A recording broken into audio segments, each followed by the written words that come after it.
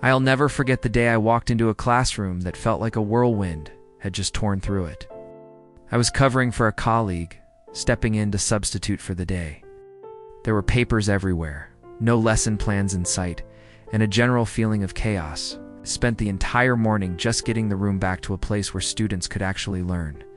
I organized papers, cleaned up messes, and created a lesson plan on the fly.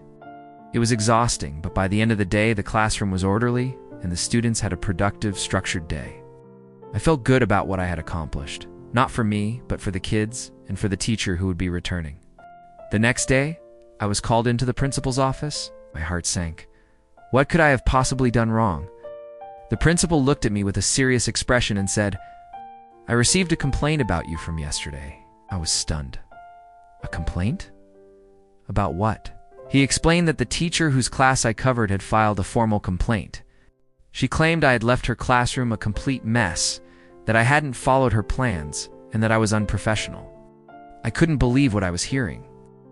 The very things she accused me of were the problems I had spent the entire day fixing for her. My first instinct was to defend myself, to pull out a list of everything that was wrong with her room. I wanted to say, her room was the mess. I cleaned it.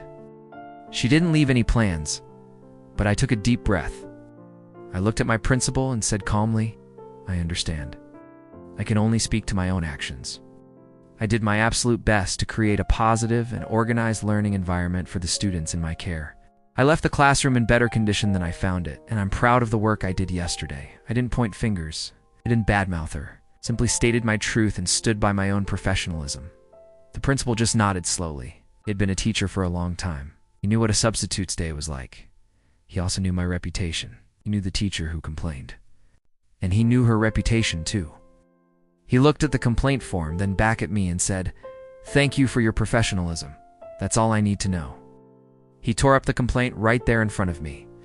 I walked out of that office not with a sense of victory, but with a profound sense of clarity. That experience taught me some of the most valuable lessons of my career.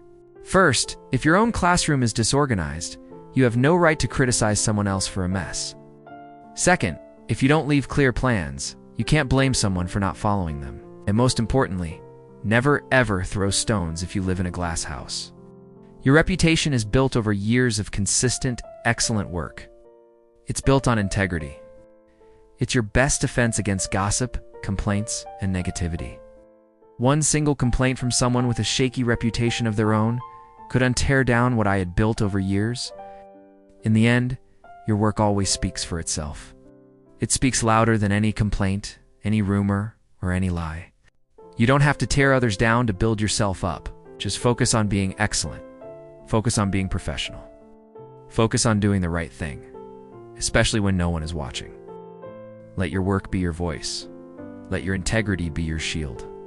And that is the real lesson. If you've ever had to take the high road in your career, let me know in the comments below. And don't forget to like and subscribe for more real talk on education. See you in the next one.